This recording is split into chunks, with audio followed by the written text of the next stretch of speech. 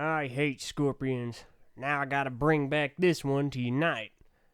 Granted, the others never did say I needed to bring back a live scorpion.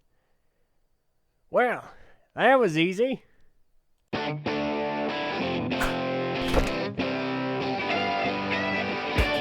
Hello everyone, and welcome to the recent review. Today we're going to be taking a look at set number 71306, Pohatu, Uniter of Stone. The set contains approximately 90 pieces, was released in the winter of 2016, and retails for $15. We'll also be taking a look at set number 71301, Ketar, Creature of Stone. The set contains approximately 90 pieces, was released in the winter of 2016, and retails for about $10. Let me first get the disclaimer out of the way. Just because a pro or a con is in this video does not explicitly mean that it is my personal opinion, unless I say otherwise. These are community opinions or objective facts about the set that I am attempting to represent here in an objective fashion. However, at the end, I am going to give you our personal TTV recommendation as to whether or not you should buy the set, wait on it a little bit, or don't buy it at all. Thank you for understanding. Now let's jump into the review. Kicking things off today is Pohatu, the Uniter of Stone. Now this set amongst the community is quite controversial. See, Pohatu compared to his prior form is actually much taller, and he's gone under arguably one of the most severe changes amongst the sets. Gone away is the majority of the burnt orange, replaced primarily with dark tan. In fact, one would argue that is his primary color. He does retain kind of the silver boot look, and he also does have the transparent neon green. However, that's actually more of a secondary color than it is a tertiary or highlight. That role is currently taken up by the burnt orange. Pohatu's weapon has also changed significantly as well, going from his dual boomerangs to a singular spear with a boulder on the end. It's kind of an odd choice, but considering that it's meant to be kind of flail-ish, it does work well with the gear function. Let's go ahead and move on to the new and recolored pieces. As far as recolors are concerned, we do see the Vorok's armor returning from 2009 in silver, which is new for this piece. And I'm not actually sure if the size 4 shells are new in dark tan. I believe that they are. We do see these Glatorian neck pieces in the upper arms, new in burnt orange. And really, that's about it as far as recolors are concerned. Now, as far as new pieces, we do have the new add-on piece, the crystalline piece of sorts, and that is silver melded with, believe it or not, with the neon trans green. Unfortunately, it kind of looks a little dark. It doesn't look like it's supposed to be the apple green that Liwa uses, or the transparent lime green that Pohatu uses here. It's kind of a mixture of the two. Other new pieces would be the torso pieces, which is 4 different parts. We have the pelvic piece in gunmetal. We have the torso beam in black. We have the fabled piece of unification on his back. And then we have the new torso shell. Now, the torso shell amongst the community is quite controversial, because while some enjoy the fact that they are harkening back to old Bionicle with the Technic, greebly kind of look, others don't like the severe aesthetic shift that it creates. Finally, we have a new eye stalk, which greatly reduces the eye piping, which is a shame since prior years showed that it was bad anyway. And the new mask. This is the new mask of stone, and we do get 2 versions of it. We get the normal one, it's a silver burnt orange mix, and a gold one, which is mixed with transparent lime green. As far as Pohatu's build is concerned, it's actually quite a lot of fun.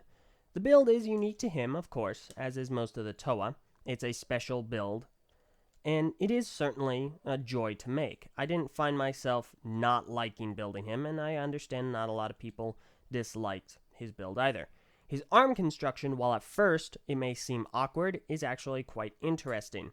It has the general range of motion you would expect out of a shoulder, and it actually works somewhat decently. It gives him a lot more width than you would expect. He does have the standard points of articulation, 3 in the legs, 3 in the arms, 1 in the head, as well as an additional 1 in the waist due to the gear function. Now, speaking of functions, Pohatu's function is actually rather well working, as is expected.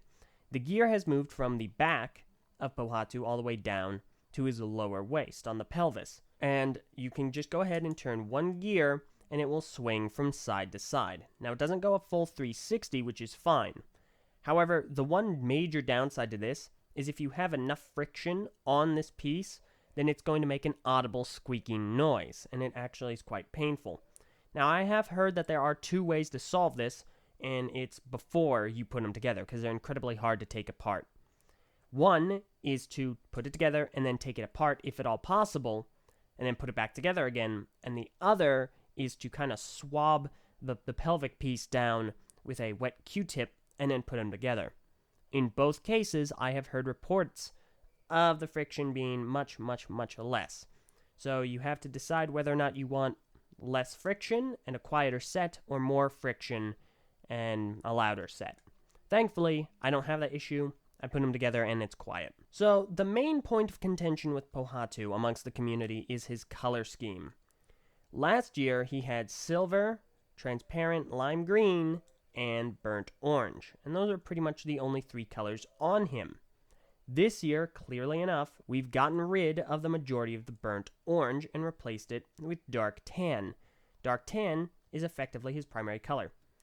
Now, the issues here is that it is a major shift in color scheme for one singular character in one line of set, and the other one is that people simply do not like dark tan. And they also don't like how many different shades of brown are on this set, which amount to a total of 3. We have the burnt orange on only his mask and upper arms, the dark tan on his torso and upper legs, and then a darker brown on his staff piece. Now, many have come up for various different reasons for why that is. Maybe he's worn down, the sands of time or the sands of the Okotoverse or whatever have worn him down and faded his armor. Others have said that doesn't matter, and story really does not have an effect on whether or not the set is good. However, the color scheme is generally brighter. It's not as muted, I suppose. It does look a little paler and desaturated. However, a lot of people seem to actually enjoy this. They like how that looks. They like that it gives him kind of a Outlander feel. So not a whole lot of people complain. One quick thing I forgot to mention as far as new pieces are concerned is his blade piece. And this blade piece specifically on him has come under a lot of fire, considering that its color is attempting to be lime green, a flat solid lime green, mixed with silver. For some odd reason, Pohatu is one of the few Toa that does this the worst. Pohatu's lime green turned into a more puke green. It is not a bright, solid color, but instead quite a muted and dark, edgy color. It's quite unusual, and a lot of people greatly dislike it. Another thing regarding Pohatu is actually his weapon. Considering it is a two-handed weapon, posability is somewhat limited in that aspect. He also has the boulder on the end of the chain, which, granted, works very well with the function. You can swing it back and forth, side to side, so on and so forth. However, some people do not like its existence because it looks somewhat awkward. The final thing is, this Pohatu, as well as far as I'm aware, many different Pohatus have a printing error on the torso. You see, the Nuva symbols have made a return this year, both on their masks and on their torso prints. On Pohatu's mask, it is properly represented. However, on his torso, there is one line missing. Now, this is, as far as I'm aware, on all Pohatu torso prints. This is not an exception. So, if you do find one with the proper representation in the right line, then you may have one of a new batch or a very rare version. That generally sums up Pohatu for the most part. Let's go ahead and move on to his smaller companion, Ketar. Now, Ketar only has 10 pieces less than Pohatu, which I find to be quite interesting. Ketar is obviously meant to be a scorpion, and that's kind of funny considering Pohatu's character, he hates scorpions, yada yada. He's supposed to unite with them. That makes sense. That's funny. Ketar is probably one of the least liked, if not one of the most hated sets of Generation 2. Let's start off with the build, which is actually really unusual. The build is shaky. It's one of at least one or two creatures that have a shaking build. It's not a solid construction. The color scheme is actually similar to Pohatu's in the way that it doesn't know what it wants to be. It's got a lot of brown. It actually has more brown on Ketar's standard dark brown because the legs are made of brown. It also does have 4 different pieces, the recolored Hordika necks, and it has those in burnt orange, but that's a rather small amount. It does the majority of the colors, actually, the transparent lime green. And it finally has 1 dark tan Vorax armor, which is, at this point, recording this video, is exclusive to this set. It is the only piece of full dark tan Vorax armor. The tail is completely, except for the absolute tip and the absolute base, solid. It's 100% rigid. It has no articulation whatsoever.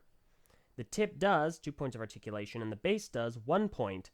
However, because of the armor and the setup, there's not a whole lot of movement you can garner from that. Another recolored piece on this set would actually be the very tip of the tail. That is the Invasion from Below piece from the Hero Factory line in dark gray. So it's interesting to see that make an appearance.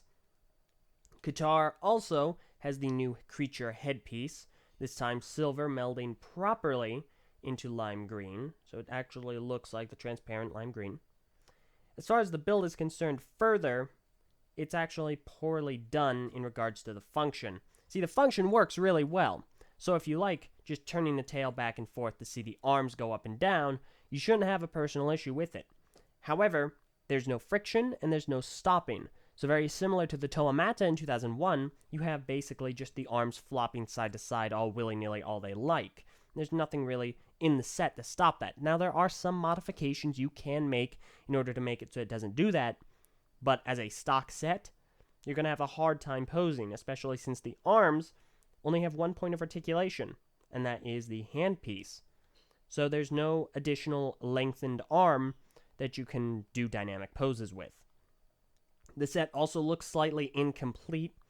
Actually, I believe I forgot 1 piece of tan, bright tan, right behind the head, so there's another type of brown.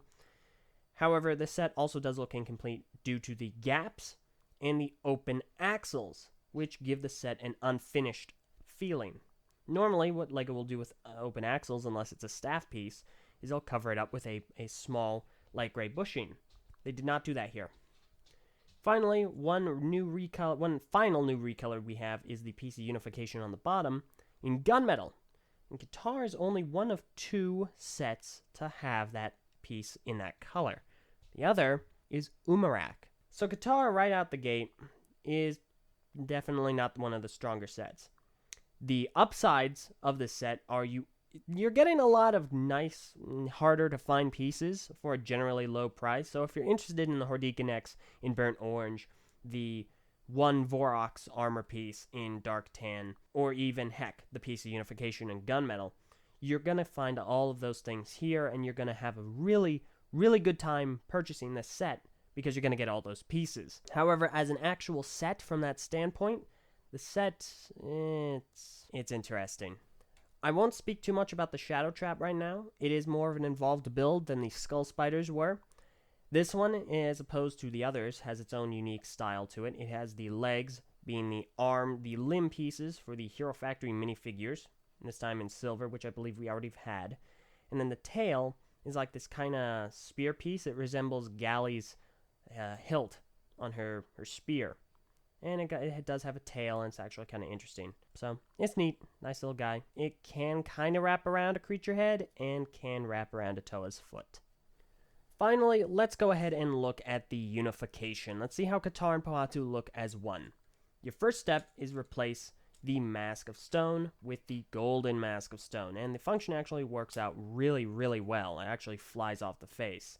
Next, you're going to go ahead and take Ketar, outsplay his legs, and just line up the axle and the pin with the pinholes and connect them, and they'll connect just fine. Now, there's a lot of controversy as to how you're supposed to get Ketar's legs to kind of look on Pohatu. The way I go about it is similar to how it is on the box, where it's splayed out. So all of his legs are splayed out, looks kind of like wings almost. Finally, just go ahead and put Ketar's head over Pohatu's mask, and you should be all good. The unification is complete. Toe of Stone and Creature of Stone. Now, The upsides is that it gives Pohatu a lot more of the dark brown, which is good because, he could probably use it considering his staff. Well, the downsides, and there are a lot, is that he is now brutally back heavy, especially because of Ketar. The tail kind of hangs there. It doesn't have much of a purpose. However, you can use it as kind of a kickstand, so that would negate the back heaviness. The piece of unification is not the same color as the silver piece of unification on Pohatu's back. The build on Ketar is shaky, so he will wobble around a lot. The function, the arms are unbalanced, so they're going to wobble around a lot. And it does add a lot of unnecessary brown to the set because the only dark brown on him was the staff piece, but now he has a lot more, giving him yet another primary brown color. Finally, the Ketar, the creature head, is not gold, so it does not meld well with the gold mask, being it silver. So overall, amongst the community, this is one of the weakest, if not the absolute weakest, combination model of them all. If you like it, that's perfectly fine. However, amongst the community, it is generally disliked. That about sums everything up. Time for our TTV recommendation. As far as Pohatu is concerned, this is going to come as a surprise to a lot of people, I'm sure. We actually recommend you buy Pohatu. Pohatu is a lot like a particular type of drink, like let's say mangosteen juice. It's kind of sour at first, but the more you drink it, the more you get used to it. It's what's known as an acquired taste. It just matters on whether or not you wish to acquire it. Ketar, on the other hand, do not buy him. We absolutely 100% recommend you do not buy this set. We feel it is one of the, if not the single worst set of 2016 and Generation 2 as a whole. We don't like him. We recommend you do not purchase him. Do not spend your money on the set unless you are looking for pieces. That is one of the upsides of Ketar, and that is his pieces. Other than that, that's been the review. What do you guys think of Pohatu and Ketar? Do you like him? Let us know either in the comments below or on the TTV Message Boards at board.ttvpodcast.com. I'm Eljay, and thanks for watching.